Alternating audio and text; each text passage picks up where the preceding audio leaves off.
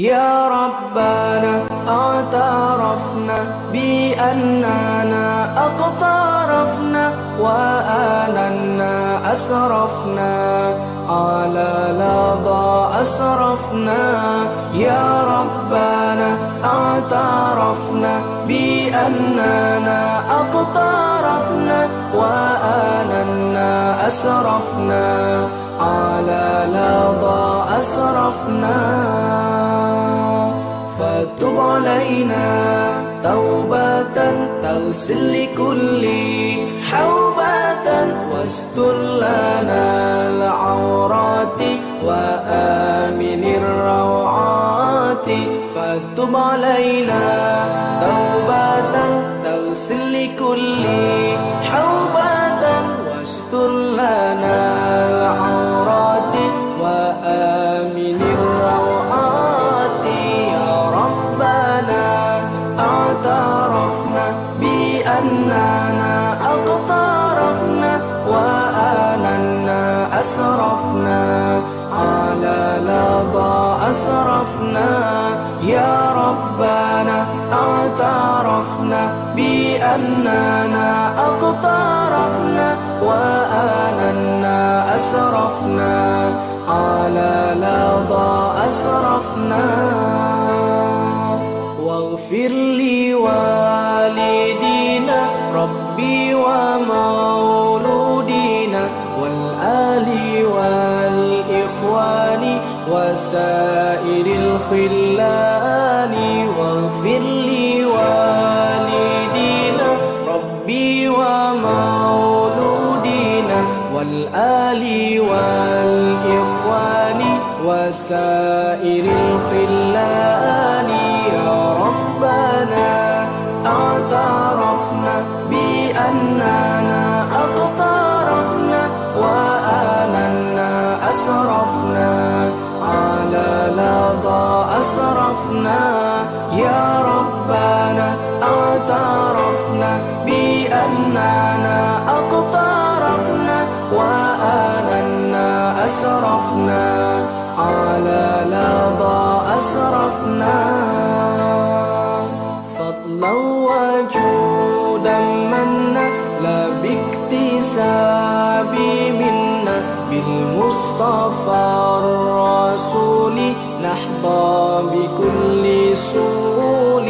فضلا وجودا منا لا باكتساب منا بالمصطفى الرسول نحظى بكل سهول. يا ربنا اعترفنا بأننا اقترفنا وآننا أسرفنا على لظى أسرفنا. يا ربنا اعترفنا بأننا اقترفنا وآننا أسرفنا على لظى أسرفنا. يا ربنا اعترفنا بأننا اقترفنا وآننا أسرفنا على لظى أسرفنا. يا ربنا اعترفنا بأننا اقترفنا وآننا أسرفنا على لظى أسرفنا.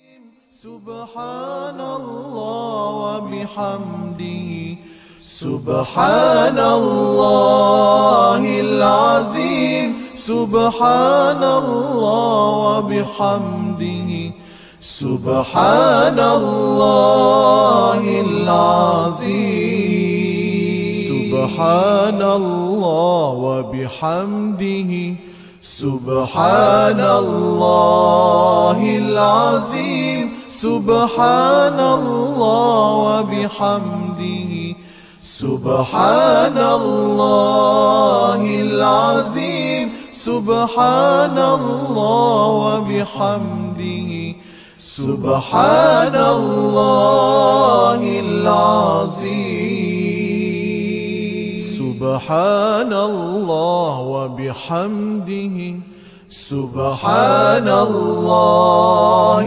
العظيم سبحان الله وبحمده سبحان الله العظيم سبحان الله وبحمده سبحان الله العظيم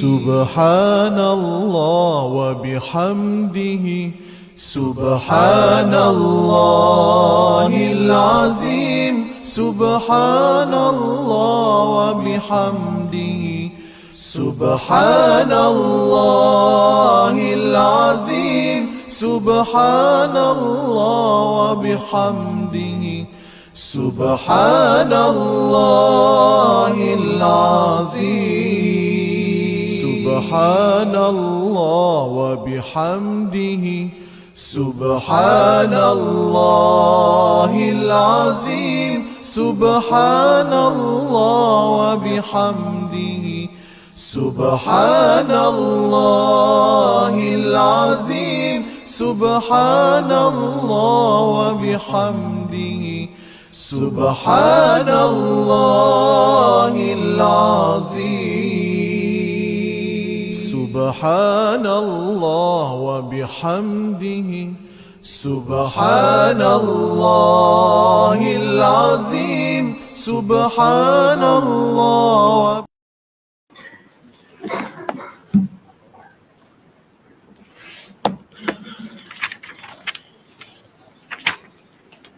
أعوذ بالله السميع العليم من الشيطان الرجيم. Muqaddimah Suratul Ahzab. Surah ini diturunkan di Madinah, mengandungi 73 ayat. Dinamakan Surah Al-Ahzab perihal pasukan-pasukan tentera yang bergabung, kerana kisahnya ada disebutkan pada ayat ke-9 hingga ayat 25 untuk mengingatkan orang-orang yang beriman supaya bersyukur kepada Allah Ta'ala yang telah menyelamatkan mereka dari serangan tentera musuh yang bergabung itu, yang telah mengepung bandar Madinah dengan tujuan hendak menghancurkan umat Islam. Intisari kandungannya, pada awal surah ini Allah Ta'ala perintahkan Nabi Muhammad sallallahu alaihi wasallam supaya tetap teguh mematuhi perintahnya dan jangan menurut kehendak dan tipu helah kaum kafir dan orang-orang munafik yang banyak hasutan dan angkaranya. Dan diperintahkan supaya baginda menurut apa yang diwahyukan kepadanya serta berserah bulat-bulat kepada Allah Ta'ala. Kemudian ditegaskan bahawa sebagaimana Allah Ta'ala tidak menjadikan dua hati bagi seorang manusia, maka demikianlah manusia itu hendaklah mempunyai satu tujuan dalam hidupnya, iaitu menyembah Allah yang Maha Esa dan menurut hukum syariatnya. Kerana tauhid dan syirik, iman dan kufur, taat dan maksiat tidak dapat berhimpun dalam hati yang satu, disebabkan tiap-tiap satunya berlawanan dengan yang lain. Setelah menerangkan tentang masalah zihar dan soal anak angkat, lalu ditegaskan bahawa Nabi Muhammad sallallahu alaihi wasallam lebih berhak dihormati dan dikasihi, serta dipatuhi perintahnya oleh orang-orang yang beriman lebih daripada diri dan kemahuan mereka sendiri. Dan isteri-isteri baginda hendaklah dihormati sebagai ibu sendiri.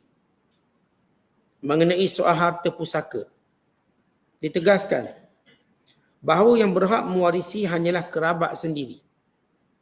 Sedang orang-orang yang tidak ada pertalian kerabat, maka mereka tidak berhak mewarisi, kecuali jika hendak memberi kepadanya sesuatu dengan mana-mana jalan yang dibenarkan oleh syarak, maka yang demikian dibolehkan. Surah ini diakhiri dengan menyatakan bahawa Nabi Muhammad SAW ialah Rasulullah serta menjadi kesudahan Nabi-Nabi seluruhnya, khatamun nabiyyin, yakni Nabi yang akhir sekali. Tidak ada Nabi dan Rasul sesudahnya. Bismillahirrahmanirrahim. Ya ayyuhan nabiyyu ittaqillaha wa la tuti'il kafirin wal munafiqin. Innallaha kana aliman hakima. Wattabi' ma yuha ilayka min rabbik. Innallaha kana bima ta'maluna khabira. Wa tawakkal 'ala Allah. Wa kafa billahi wakila. Sadaqallahul azim. Dengan nama Allah yang Maha Pemurah lagi Maha Mengasihani. Wahai Nabi, tetapkanlah bertakwa kepada Allah dan janganlah engkau patuhi kehendak orang-orang kafir dan orang-orang munafik. Sesungguhnya Allah adalah Maha mengetahui lagi Maha bijaksana. Dan turutlah akan apa yang diwahyukan kepadamu dari Tuhanmu. Dan janganlah menurut adat resam jahiliah. Sesungguhnya Allah sentiasa mengetahui dengan mendalam akan apa yang kamu lakukan. Dan berserahlah kepada Allah. Dan janganlah menumpukan harapanmu kepada yang lain. Kerana cukuplah Allah menjadi pentadbir urusanmu. Suratul Ahzab yang merupakan surah yang ke-33 dalam susunan Al-Quran yang berada pada juzuk yang ke-21. Surah ini selain dikenali dengan nama Al-Ahzab, ia juga dikenali dengan nama surah Al-Fadhihah. Al-Fadhihah memberi maksud surah yang membongkarkan atau yang menelanjangi sifat sebenar orang-orang munafik. Maka digelar sebagai Fadhihah selain dinamakan surah Ahzab. Surah ini ialah surah Madaniyah. Bila kita sebut surah Madaniyah, jadi surah yang diturunkan selepas hijrah. Surah yang membicarakan persoalan hukum hakam, adab dan juga berkait dengan sejarah yang terkini yang berlaku pada Nabi sallallahu alaihi wasallam, sama ada peperangannya ataupun hal-hal yang lain. Maka ini sifat kandungan surah Madaniyah. Kalau surah Makkiyah, ia menyentuh tentang usul tauhid ataupun usul akidah yang tiga, yang berkait dengan keesaan Allah, yang berkait tentang kerasulan Nabi Muhammad sallallahu alaihi wasallam, dan yang berkait dengan kebangkitan semula manusia. Ini usul salasah, usul yang penting. Manakala bila bicarakan tentang Madaniyah, ini surah Madani atau Madaniyah, ia juga membicarakan tiga usul penting. Ia berkait dengan adab, ia berkait dengan tasyri' atau hukum hakam, dan dia berkait dengan sirah. Apa itu sirah? Yang sirah Rasulullah SAW. Kalau dalam surah Makkiyah diceritakan umat-umat terdahulu, kisah-kisah umat terdahulu dan pengajaran. Tapi dalam surah Madaniyah diceritakan tentang Rasulullah yang dinamakan sebagai sirah Rasulullah. Sama ada Rasul berhadapan dengan golongan Yahudi, golongan munafikin, golongan musyrikin. Sama ada sirah Rasul berkait dengan peperangan atau pendamaian, atau sirah Rasul berkait dengan isteri-isterinya, yang berkait tentang anak-anak baginda, bukan anak angkat baginda. Juga berkait tentang hukum yang dilalui oleh Nabi sallallahu alaihi wasallam seperti hukum anak angkat dan sebagainya. Maka ini sirah. Ini dia punya mumayyizat atau khasais atau kita namakan sebagai pengenalan atau bagaimana nak mengenali surah ini Makkiyah atau Madaniyah. Dinamakan suratul Ahzab kerana dalam surah ini menceritakan tentang peperangan Ahzab atau juga dikenali dengan peperangan Khandaq yang berlaku pada 5 Hijriah atau tahun ke-5 Hijrah selepas tamatnya peperangan Uhud. Ini kerana musyrikin Mekah telah menghimpunkan seluruh Arab, sebenarnya tanah Arab. Sama ada orang Quraisy sendiri dan juga kabilah Ghatafan yang kabilah Arab yang besar. Serta berpakat dengan Yahudi Madinah iaitu Bani Quraizah, Yahudi Quraizah, dan berpakat dengan munafikin untuk menjadikan serangan ini serangan menyeluruh daripada luar dan dalam. Daripada pinggir Madinah, luar Madinah sehingga dalam Madinah. Adapun dalam Madinah, yang gerakan ini dilakukan oleh munafikin. Adapun di pinggir Madinah, gerakan ini dilakukan oleh suku Quraizah, Yahudi, yang merupakan warga kepada Madinah, tapi mengkhianati. Adapun di luar Madinah, ialah orang-orang Quraisy dan juga suku Ghatafan yang besar. Maka mereka mengepung Madinah untuk menghancurkan Nabi sallallahu alaihi wasallam dan umat Islam, bukan menghancurkan kota Madinah. Karena itu Allah Taala menurunkan surah ini supaya orang beriman bersyukur bahawa matlamat dan juga perancangan mereka bagi mengepung Madinah sekaligus menghancurkannya gagal. Dengan Allah Taala menghantar bantuan, menghantar mukjizat, menghantar kemenangan dan tanda-tanda kemenangan sehingga memecahkan kepungan tersebut. Maka umat Islam sentiasa diingatkan dengan perang Ahzab dalam takbir raya mereka. Takbir kemenangan supaya kita mengetahui sepanjang zaman walau bagaimana berpakat musuh untuk mengalahkan Islam, mereka tidak akan mengalahkannya dan tidak mampu mengalahkannya.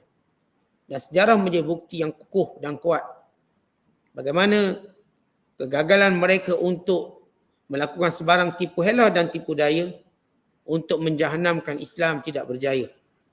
Apa kaitan surah ini dengan surah Sajdah yang kita baca sebelum ini? Kalau kita lihat pada akhir surah Sajdah ayat ke-30, bila Allah Ta'ala menjelaskan tentang ataupun menyuruh Nabi Muhammad sallallahu alaihi wasallam supaya jangan peduli orang kafir. Bila mereka berkata wa yaquluna mata hadzal fathu in kuntum sadiqin. Qul yaumal fathi la yanfa'u alladhina kafaru imanuhum wa lahum yunzarun fa'arid anhum wantazir innahum muntazirun. Wahai Muhammad, jangan peduli lagi apa pun perangai orang kafir dalam menolak dan menentang. Fa'arid anhum, berpaling daripada mereka, jangan peduli. Kita sama-sama tunggu siapa yang akan diberikan kemenangan oleh Allah. Maka itu penutup surah As-Sajdah. Maka pembuka surah Al-Ahzab di mana Allah Ta'ala mengajar kepada Nabi SAW bagaimana berpaling daripada orang kafir dengan meningkatkan takwa pada Allah dan jangan sesekali mengikut apapun arahan, apapun tekanan, apapun tawar-menawar yang dilakukan oleh orang kafir dan orang munafik dalam merosakkan agama. Jangan terima tawar-menawar mereka, jangan takut ugutan mereka, jangan takut ancaman mereka, bukan jangan takut pada mereka. Bagaimana hendak membina rasa berani dengan cara bertakwa pada Allah. Makin kita bertakwa kepada Allah, makin kurang takut kita pada makhluk. Kalau tinggi takwa kita pada Allah. Sebagaimana disebut dalam kalang yang masyhur, man khafallah khafahu kullu syai'in. Siapa yang benar-benar takut Allah, maka seluruh makhluk lain takut kepadanya. Maka dalam menghadapi orang kafir, supaya kita tak takut dengan ugutan dia, ancamannya, dia ugut nak pulau ekonomi, dia ugut nak serang habis-habisan, dia ugut nak bunuh itu dan ini, dia ugut nak sekat itu, sekat ini, maka tingkatkan takwa pada Allah. Dan tingkatkan tawakal pada Allah. Kerana ancaman dan ugutan mereka tidak akan meninggalkan bekas apa-apa. Ini silah, hubung kait antara surah As-Sajdah dengan surah Al-Ahzab. Kemudian surah ini, kata para ulama, kandungan surah ini atau disebut maudu'uha. Surah ini sebagaimana kebiasaan surah Madaniyah.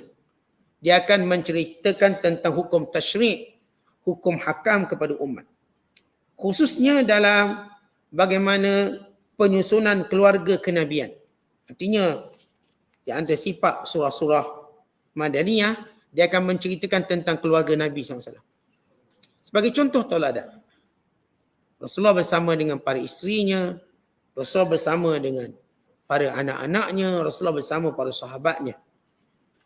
Dan juga surah ini membentangkan atau membatalkan suatu adat jahiliah lama yang dikenali dengan adat tabani. Tabani ialah mengambil anak angkat. Dan ini adat jahiliah. Dan kita dapati adab ini dihidupkan kembali oleh orang-orang yang jahil, iaitu mengambil anak angkat. Dengan maksud menisbahkan anak angkat tadi pada dirinya sehingga melupakan ayah asal dia. Ini menjadi-jadi bahkan sampai peringkat golongan G ambil anak angkat. Lalu menisbahkan pada dirinya, nama tu nama dia. Walau dia bukan ayahnya. Maka ini adat jahiliah sejak dulu.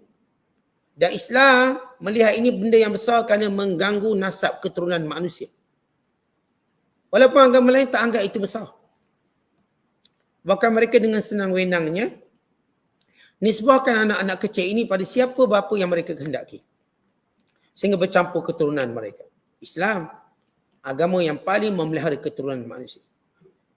Hatta anak luar nikah pun tak boleh beng ayah dia. Kenapa? Menjaga keturunan. Dan termasuk anak angkat. Dan sebagaimana dalam surah ini juga membatalkan satu lagi adat jahiliah bernama zihar. Zihar ialah seorang yang menyamakan isterinya dengan ibunya atau dengan salah satu maharim dia. Wanita-wanita yang haram dikahwininya. Mereka menganggap dengan zihar ialah cerai. Islam melihat bahawa zihar bukanlah cerai. Tapi Islam melihat zihar ialah satu pendustaan. Dalam mendakwa isteri ini menyamai ibunya kerana ibu tidak boleh dibandingkan dengan sesiapa. Ibu punya kemuliaannya. Maka bila isteri dibandingkan dengan ibu untuk merendah-rendahkan ibunya. Maka Islam memandang tinggi ibu sebagaimana Islam memandang tinggi keturunan. Ini diceritakan dalam surah Ahzab dan secara panjang lebar diceritakan dalam surah Al-Mujadalah. Itu pada juzuk yang ke-28.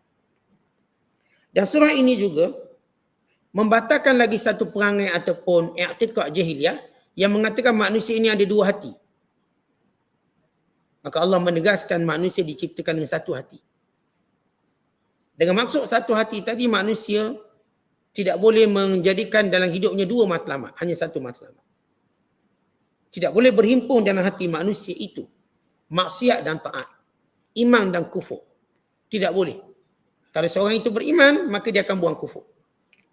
Seorang itu melakukan ketaatan, dia akan meninggalkan kejahatan. Dia tak boleh buat jahat dan buat baik duduk dalam hati yang sama. Kerana setiap orang bila dia buat baik, maka kejahatan yang dilakukan akan menjadi suatu tekanan kepadanya. Kita kalau orang baik, bila kita buat benda tak baik, kita akan rasa tertekan. Kenapa? Kerana baik yang sudah bertakhta di hati tak akan terima keburukan. Dan sama juga kalau orang buat jahat, maka dia tak boleh terima untuk buat baik. Kerana kejahatan juga sudah pun berakar umbi dalam hatinya. Maka kerana itu dalam hati, manusia yang cuma punya hati, maka perlu diputuskan apa yang mereka nak letakkan dalam hati mereka. Kalau mereka nak letakkan iman, mereka kena buang kufur. Kerana mereka nak letakkan taat, mereka akan buang segala maksiat. Maka ini dimaksudkan. Kemudian surah ini juga menceritakan tentang iddah. Wanita yang ditolak atau diceraikan sebelum disetubuhi. Maka mana-mana wanita yang diceraikan sebelum disetubuhi tidak mempunyai iddah. Ia perempuan yang dianggap tidak mempunyai apa-apa iddah, tempoh menunggu dia boleh kahwin terus.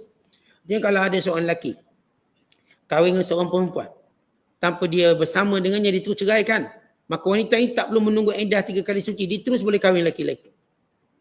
Kan dia tidak disentuh, dia tidak didekati oleh suaminya. Dan surah ini juga menerangkan tentang kefarduan hijab, yakni menutup aurat kepada isteri Nabi dan juga sebagai contoh tauladan dan kepada wanita-wanita orang-orang yang beriman. Dan juga surah ini menerangkan tentang bahayanya, pentingnya amanah taklif. Oh, semua perintah Allah itu taklif. Ia amat penting kerana yang memberi taklif ini siapa? Allah. Tuan-tuan, kita bila tahu arahan, arahan itu jadi besar mengikut siapa yang suruh.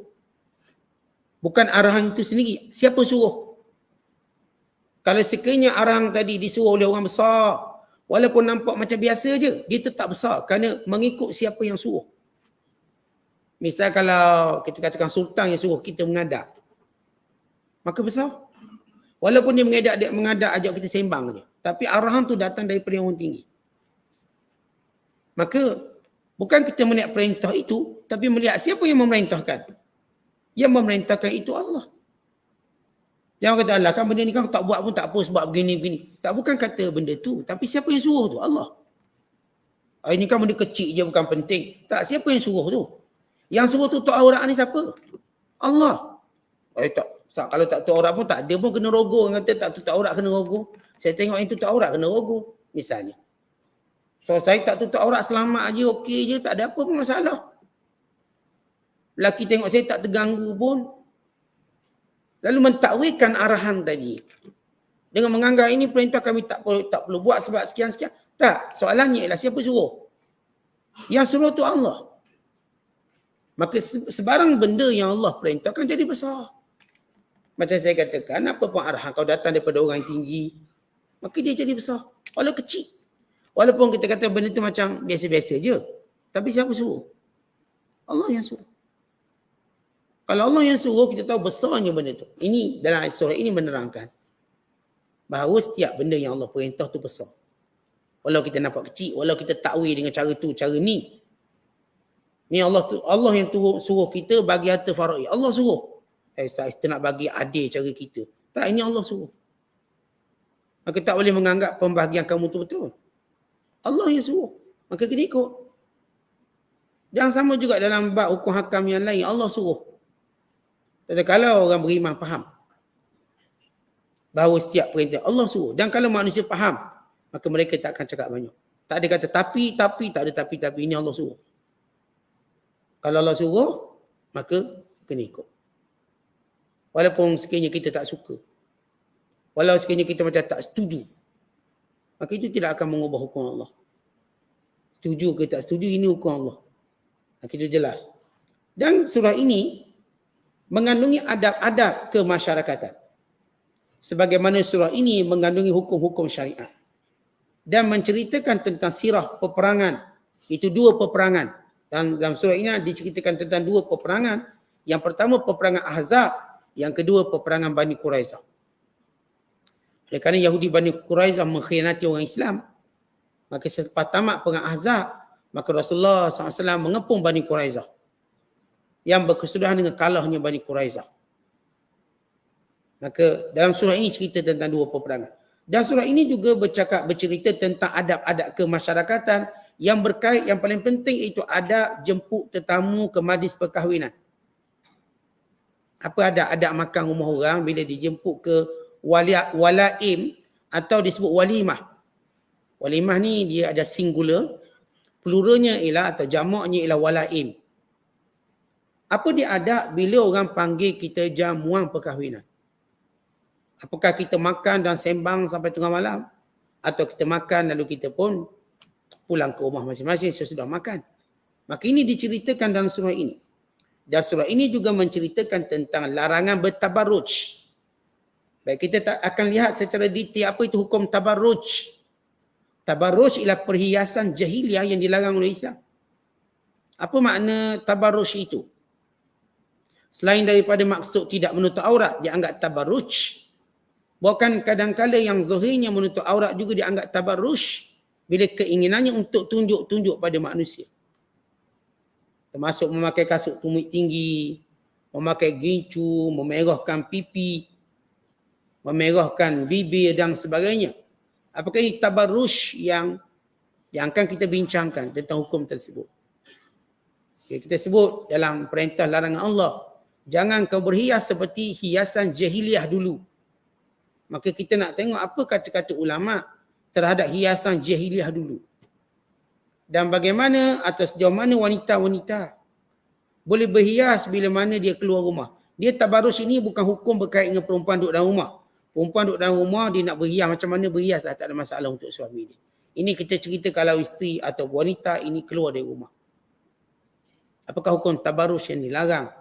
Dari sudut pakaiannya, alat soleknya, cara berjalannya, dan juga penggunaan minyak wanginya, cara bercakap, bertuturnya, dan semua perkara bersangkutan dengan wanita-wanita solihah. Supaya kita kembali semula kepada nilai wanita solihah zaman Nabi SAW. Bukan kembali ke belakang, kembali ke depan. Untuk jadi lebih baik. Kemudian surah ini juga banyak hukum hakam syariah. Tadi adat-adat berkait dengan adat-adat kemasyarakatan. Surah ini juga menceritakan tentang betapa mulianya rumah tangga Nabi SAW. Yang perlu dihormati. Bagaimana isteri-isteri Nabi SAW yang perlu dimuliakan.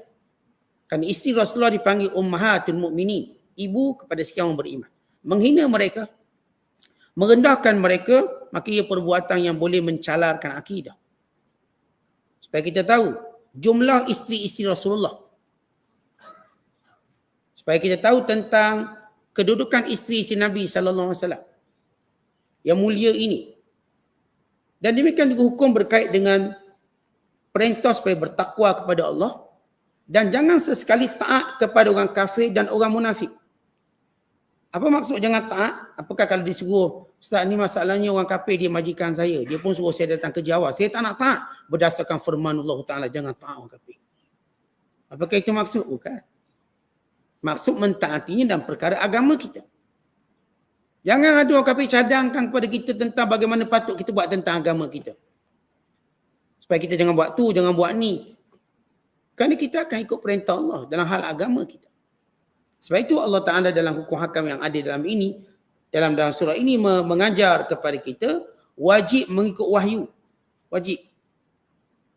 Dan juga dibincangkan tentang hukum zihar yang kita sebutkan sebelum ini dan berkait dengan hukum anak angkat. Dan berkait dengan dibatalkan hukum warisan harta pusaka dengan sumpah dan hijrah. Pada permulaan Islam, harta pusaka itu boleh diwarisi disebabkan dengan sumpah. Maksudnya sumpah tadi dalam adat jahiliah, bila mereka nak bersaudara sesama mereka, mereka akan buat sumpah setia. Dengan berkata, darahku, darahmu, nyawaku, nyawamu. Dia macam hari ni kita tengok macam sumpah Yakuza ataupun gangster. Sumpah sehidup semati. Ya, pada permulaan Islam, sumpah seperti itu membenarkan diwariskan harta pusaka. Dan demikian juga hijrah. Hijrah ni penyebab boleh mana-mana anak beranak yang tak hijrah maka tak dapat harta pusaka. Yang berhijrah saja dapat harta pusaka. Maknanya kalau ada orang Islam mati di Madinah, anak-anaknya yang tak berhijrah di Mekah tak akan dapat harta pusaka. Dan demikian sebaliknya kalau ada keluarga mereka di Mekah mati, maka keluarga ni di Madinah tak dapat harta pusaka kerana tidak berhijrah. Bagaimana hukum ini dibatalkan? Kemudian dijelaskan tentang asas kepada pusaka itu ialah rahim dan kerabat. Yang silaturahim dan kerabat. Dan diceritakan dalam surah yang kita bacakan ini tentang maharim. Wanita-wanita yang diharamkan kita berkahwin. Siapakah wanita yang diharamkan kita berkahwin? Selain daripada isteri orang.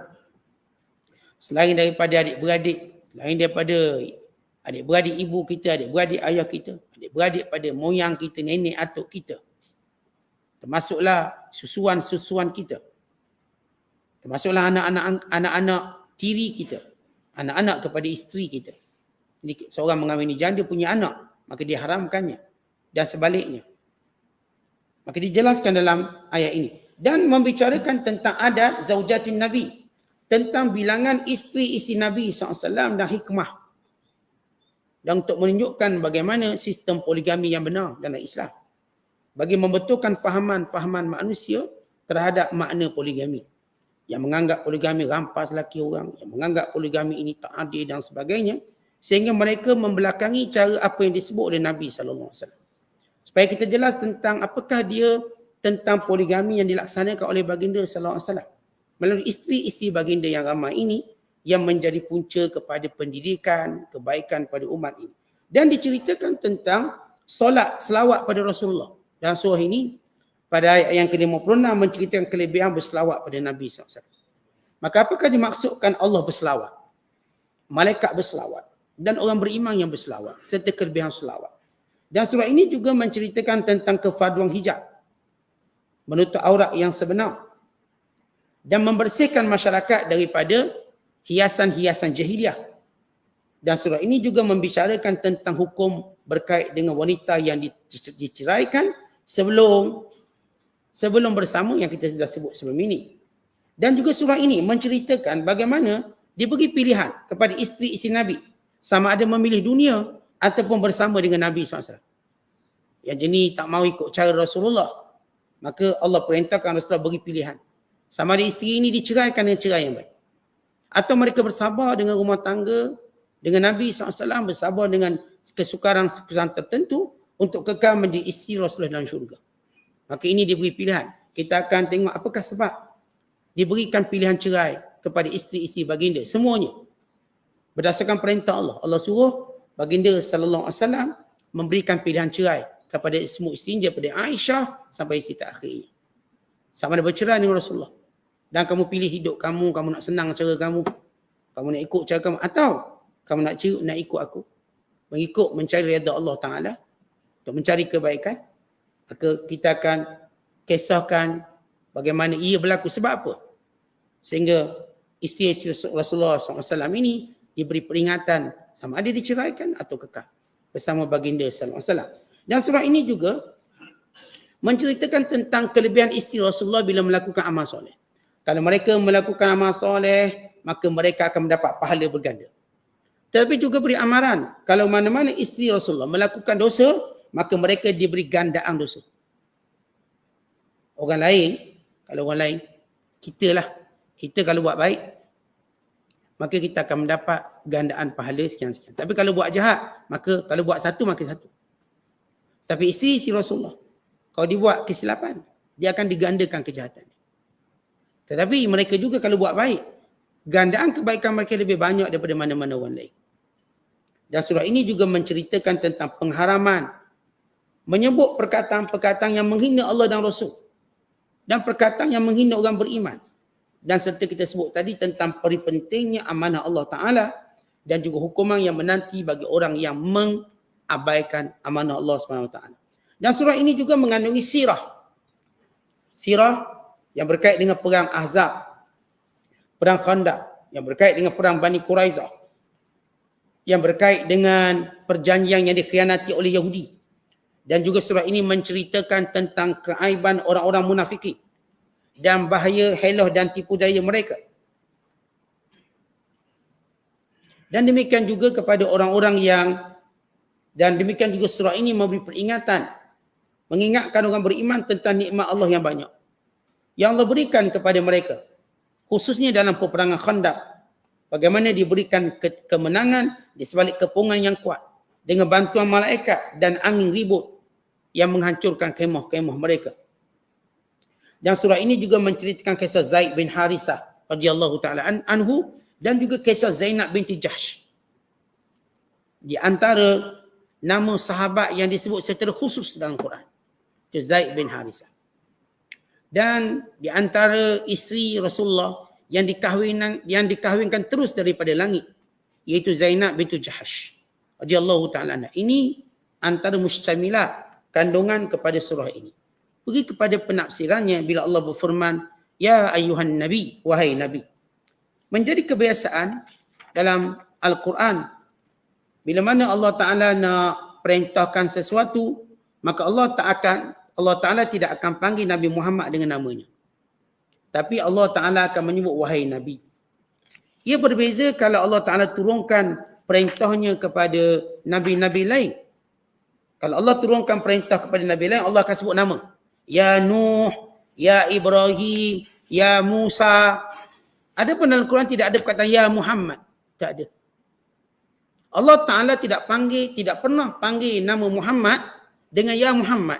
Tetapi Allah akan panggil wahai Nabi, wahai Rasul. Sebagai menunjukkan kemuliaan Nabi sallallahu alaihi wasallam. Dia tak panggil nama. Tapi dia panggil kemuliaannya, gelarannya iaitu Nabi dan Rasul. Maka ini menunjukkan kemuliaan baginda sallallahu alaihi wasallam. Artinya tak ada sebut ya Muhammad ittaqillah. Muhammad bertakwalah pada Allah. Tak. Ya ayyuhan nabi. Ya ayyuhar rasul balligh ma unzila ilaik fa illam taf'al fama ballaghta risalatah. Wahai Rasul, sampaikanlah perintah Allah. Kalau kamu tak sampaikan, kamu tidak menyempurnakan apa yang Allah perintahkan. Wallahu ya'simuka minan nas. Allah pelihara kamu daripada kejahatan manusia. Jadi kalau kita perhati ayat Al-Quran, kesemuanya Allah bila nak panggil Nabi Muhammad SAW, Allah panggil dengan gelar ya Nabi, ya ayyuhan Nabi atau ya ayyuhar Rasul. Dia tak akan panggil ya Muhammad.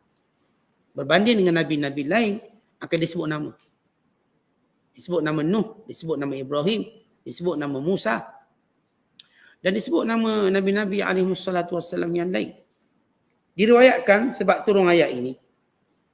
Kata Ibn Abbas, sesungguhnya penduduk Mekah, Walid bin Mughirah, Syaibah bin Rabi'ah, mereka memanggil Nabi SAW bertemu dengan Rasulullah supaya menarik balik kata-kata Rasulullah terhadap berhala-berhala mereka. Dan mereka janji kepada Rasulullah untuk memberi separuh harta mereka. Dan mengancam kepada Rasulullah SAW. Itu orang munafik, orang Yahudi pula mengancam Rasulullah kalau pulang ke Madinah mereka akan membunuhnya.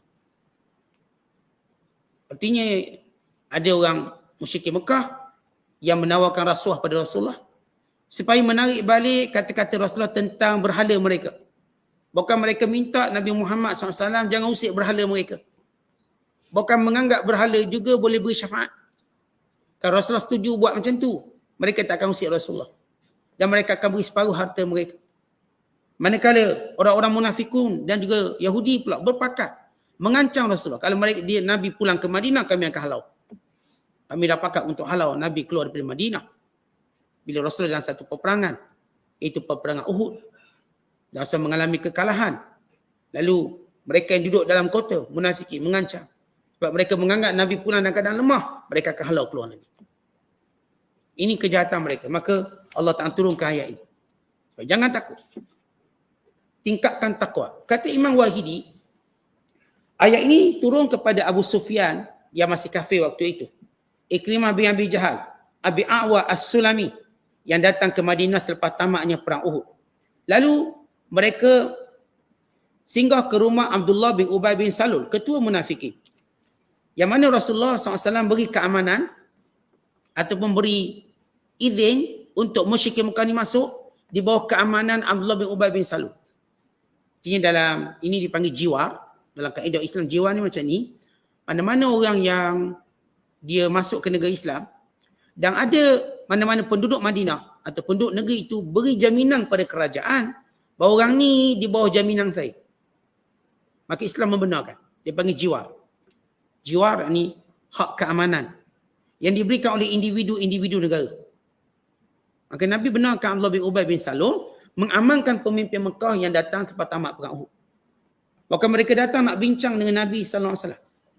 Bersama dengan mereka ketua-ketua munafikin seperti Abdullah bin Sa'ad bin Abi Sarah, Tu'mah bin Ubairik. Ini 3 munafikin. Jadi berbincanglah dengan musyrik Mekah dengan puak-puak munafikin. Lalu puak-puak munafikin menjadi juru cakap pada musyrik Mekah. Bagi menyampaikan maksud musyrik Mekah. Mereka datang jumpa Rasulullah dan ketika itu bersama Rasulullah Umar Al-Khattab. Lalu kata mereka, Urful dzikra alihatina Allata wa Uzza wa Manah wa kul inna laha syafa'atan wa manfa'atan liman abadaha wa nada'uka wa rabbaka. Wahai Muhammad, jangan lagi duk kutuk berhala-berhala kami. Lata, Uzza dan Manah. Bukan tolong beritahu, ini berhala juga beri syafaat. Beri manfaat siapa yang menyembahnya. Kalau kamu cakap macam tu, wahai Muhammad, kami akan tinggalkan kamu, kami tak akan lawan kamu, kami tak akan sakiti kamu.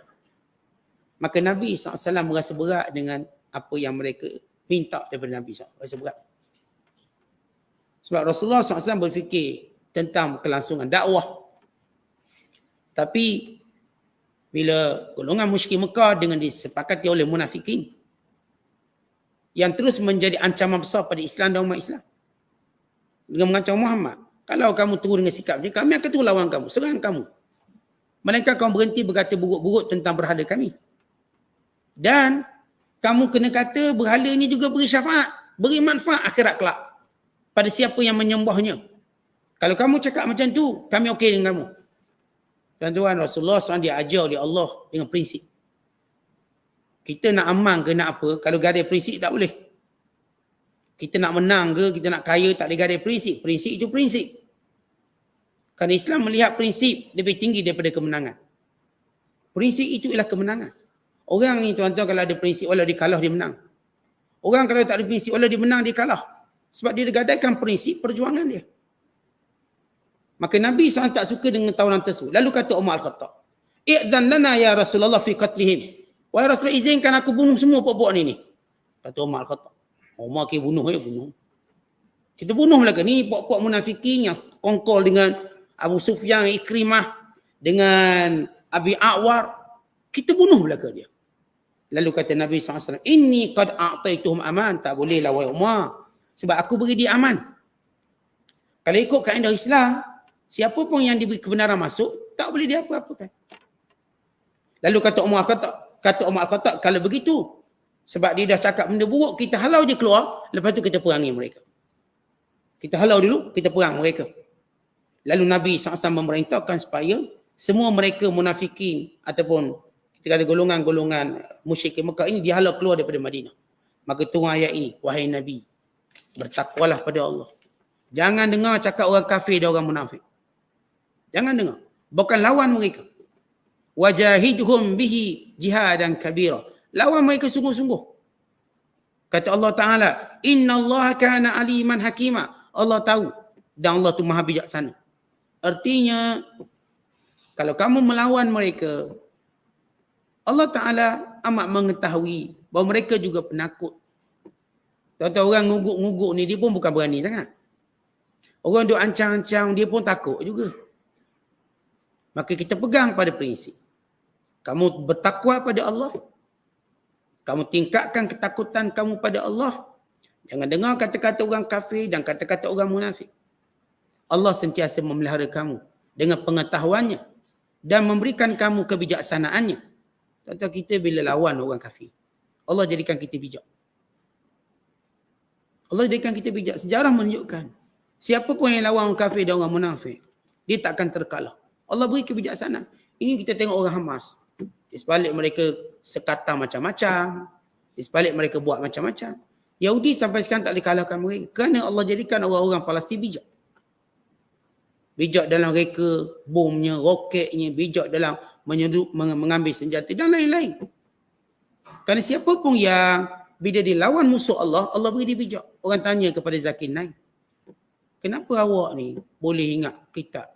Boleh ingat Quran, hadis Nabi, Taurat, Injil. Atau awak boleh ingat kitab Veda. Bahkan boleh ingat kitab Yahudi yang lain seperti Talmud. Bahkan banyak kitab yang lain. Dia kata sebab saya ni nak pertahankan agama Allah. Maka Allah tolong saya. Allah jadikan dia bijak sebab dia nak pertahankan agama Allah. Dia nak sebarkan kebenaran Islam. Itu rahsia kenapa dia kuat ingatan. Bukan dia kuat ingatan sebab dia makan booster. Atau dia makan benda ni kan macam kita lah makan buah tu. Tak. Kerana niat dia untuk bela Islam. Maka Allah beri dia kecerdikan berhujah. Allah datangkan jawapan-jawapan yang spontan untuk dia mengalahkan setiap orang yang cuba menidakkan kebenaran Islam. Kita pun sama. Kita nak suruh bijak. Kita nak suruh anak-anak kita bijak. Maka ajar mereka untuk taat pada perintah Allah. Kita bijak bila kita tak makan benda haram. Kalau kita cari yang halal. Akhirnya orang Islam bijak. Sushi tu asal haram jadi halal. Jadi mereka cuba cari halal, jadi sushi halal. Marshmallow tu haram. Orang Islam boleh buat marshmallow halal. Ni dulu banyak benda-benda yang orang kafir offer pada orang Islam dalam keadaan yang haram. Tapi lihat bagaimana kalau orang Islam cuba menjauhi benda yang haram, orang Islam dapat buat benda-benda ni cara halal. Dulu orang masak steak, Ni letak wine atas stick. Baru panggil stick. Makan stick dengan wine. Tapi bila Allah jadikan orang Islam nak cari yang halal, akhirnya datang stick yang halal. Tak payah pakai wine. Minum air nektar je. Minum air kelapa, air nira, sedap. Dulu saya bila ada seorang master chef Malaysia. Orang hebat. Dia kata dulu kita nak masak, mesti guna wine. Saya masuk pertandingan masak peringkat dunia. Bagaimana kita nak buang semua yang haram-haram ni. Kita nak gantikan wine dengan cuka. Biar masam juga sama. Sekian-sekian akhirnya dengan izin Allah menang. Dapat piala. Dapat pingat emas. Akhirnya dia berjaya mengubah suasana. Dulu makan hotel haram. Sekarang makan hotel halal. Orang Islam cerdik. Artinya benda-benda yang seolah tak boleh melainkan dengan cara ni, orang Islam boleh ubah. Ini ada cara halal. Ini ada cara baik. Ini ada cara yang benar. Demikian bagaimana Allah jadikan orang Islam ni. Kalau dia patuh pada perintah Allah, Allah jadikan dia cerdik. Kita kalau tak patuh perintah Allah jadi bodoh. Kan yang beri akal kita ni Allah. Itu anak-anak kita ajar dia untuk jaga agama Allah. Anak kita akan bijak dan cerdik. Ajar peniaga-peniaga kita jaga agama Allah. Peniaga kita akan bijak dan cerdik. Ajar semua ni, ahli politik kita ni jaga Allah. Ahli politik pun jadi cerdik. Jangan siang cakap lain, malam cakap lain. Lepas tu tulak buat lain. Kenapa? Sebab dia bukan nak jaga Allah. Dia nak jaga jawatan dia. Kalau dia nak jaga Allah, Allah jadikan dia bijak dan cerdik. Percakapannya tak akan bertentangan antara satu sama lain. Apa dia cakap, dia akan buat. Dia tak cakap lain, nyanyi lain, buat lain. Bukan begitu. Sebab itu penting seorang tadi, dia nak. Dalam hidup dia, dia nak apa? Kalau dia nak bertakwa pada Allah, nak jaga agama Allah, maka Allah akan berikan dia kebijaksanaan. Kalau tidak, orang yang bawah pun nampak dia bodoh. Sedang bayangkan yang minum arak nampak mabuk, bodoh. Yang berzina nampak bodoh. Sehingga lain anak-anak yang dia tidak mau bertanggungjawab. Yang berpesta liar nampak bodohnya. Mana cerdiknya? Yang berjudi nampak bodoh. Habis juta-juta berjudi. Ya, Islam akan menampakkan orang melanggar perintah Allah ni bodoh. Kemudian kata Allah, "Wattabi' ma yuha ilaika min rabbik." Ikut wahyu yang diturunkan padamu wahai Muhammad.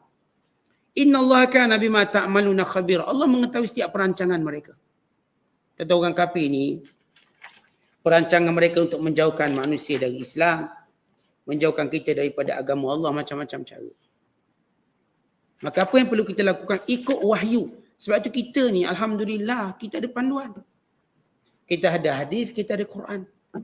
Dan kita tak akan sesat bila berpegang dengannya. Orang kafir dia cuba buat macam-macam cara untuk jauhkan kita dari agama kita. Baik dalam politik, baik dalam ekonomi, baik dalam sosial, dalam semua perkara. Tapi lihat bila kita ikut wahyu, maka datang ekonomi Islam. Datang insurans Islam. Datang semua benda yang mereka tak boleh nak push kita, nak jerat kita dalam permainan haram mereka. Mereka buat pembengkang Islam, kita buat pembengkang. Mereka buat pembengkang kafir, konvensional, kita buat pembengkang Islam. Akhirnya mereka tak pasal aku dengan pembengkang Islam. Mereka buat insurans konvensional, insurans kafir, kita buat insurans Islam. Akhirnya mereka tak pasal aku. Lihat bagaimana bila kita ikut perintah Allah. Segala tipu daya dan makar yang mereka lakukan akan jatuh. Mereka buat sekolah untuk jauhkan kita dari agama. Dengan sistem sekolah sekular. Budak-budak jangan tutup aurat, pakai seluar pendek, bla bla. Akhirnya kita lihat, ia tidak berlaku. Yang belajar dengan sistem sekolah ini akhirnya menjadi orang-orang yang faham agama. Berlaku kebangkitan agama. Akhirnya lahir sekolah-sekolah yang banyak yang mempertahankan asas-asas Islam. Lahir pondoknya, pesantrennya, ma'had, sekian-sekian benda. Yang menjadikan mereka gagal dengan perancangan mereka. Allah beritahu, Allah tahu apa mereka buat. Maka Allah ilhamkan kepada orang beriman yang ikut wahyu ini bagaimana menghadapi mereka. Kemudian kata Allah, wa tawakkal 'ala Allah. Dalam berurusan dengan orang kafir dan munafik. Apa kekuatan kita selepas bertakwa kepada Allah? Tawakal pada Allah. Serahkan urusan ini pada Allah. Wa kafa billahi wakila. Cukuplah Allah itu pelindung. Cukuplah Allah itu penjaga. Artinya ayat ini Allah Ta'ala nak ajar orang beriman supaya tanam dalam diri mereka izzah dan karamah. Kemuliaan dan juga keagungan. As-siqah bidzat, percaya pada diri sendiri. Adamul iltifat ilal a'da. Jangan duk pandang ke musuh. Jangan nampak musuh tu kuat, jangan nampak musuh tu cerdik. Kalau kita bersama dengan Allah, musuh tu tak akan nampak kuat. Musuh tu tak akan nampak cerdik. Dan untuk melaksanakan matlamat ini, maka Allah Ta'ala perintahkan kepada kita untuk bertakwa kepada Allah. Yang pertama kata ulama daripada istinbat ayat ini, ada 3 perintah Allah dalam ayat ini. Bila Allah sebut, Ya ayuhan Nabi, ittaqillah. Ya ayuhan Nabi ittaqillah. Wa la tuti'il kafirin wal munafiqin. Wahai Nabi, perintah pada Nabi ialah perintah pada orang beriman. Bertakwalah pada Allah. Maka takwa, kewajiban pertama kita ialah berusaha sungguh-sungguh untuk mentaati perintah Allah dan menjauhi larangannya. Itu pertama. Yang kedua, ittiba'u wahyi. Ittabi' ma yuha ilaik. Ikut wahyu. Yang ni ikut perintah Allah Ta'ala. Kerana Allah tidak suruh melainkan perkara yang memberi masalah kepada kita. Tuan-tuan jangan takut. Kita tak rugi apa-apa bila ikut perintah Allah. Kita tak rugi apa-apa bila ikut perintah Rasulullah SAW. Kerana Allah Ta'ala tidak syariatkan pada kita suatu hukum. Dan Nabi SAW tidak menjelaskan kepada kita suatu hukum melainkan untuk kebaikan kita. Ketenangan kita, kebahagiaan kita. Dan yang ketiga, at-tawakkul 'ala Allah haqqan. Serah urusan kita pada Allah. Yang pertama, bertakwa pada Allah. Yang kedua, ikut wahyu. Yang ketiga, tawakal pada Allah. Atau yang pertama, apa yang Allah perintah buat, apa yang Allah larang tinggal. Yang kedua, fahami wahyu. Biar apa kita buat, ni Allah suruh. Kenapa awak buat ni Allah suruh? Kenapa waktu tak aurat Allah suruh? Nanti saya buang kerja, tak apalah, Allah akan bagi rezeki kat saya. Allah suruh saya buat benda ni. Allah yang larang saya buat macam ni. Dan yang ketiga, tawakal pada Allah. Orang beriman punya siqah bin nafs. Dia ada keyakinan diri yang tinggi. Beriman dia akan ada keyakinan diri yang tinggi. Sebab apa? Kenapa tidak kita punya keyakinan yang tinggi? Bila kita jadikan Allah matlamat kita. Sebab itu takwa menjadi kekuatan kita. Mengikut wahyu menjadi panduan hidup kita. Dan bertawakal pada Allah itu menjadikan satu ketenangan kita. Kerana kita serah pada Allah. Tak, saya dah buat, saya serah pada Allah. Maka Allah yang akan tunjukkan kepada kita kemuliaan. Yang kita akan peroleh disebabkan taat pada Allah, mengikut wahyu Allah Ta'ala dan berserah kepadanya. Wallahu a'lam. Assalamualaikum.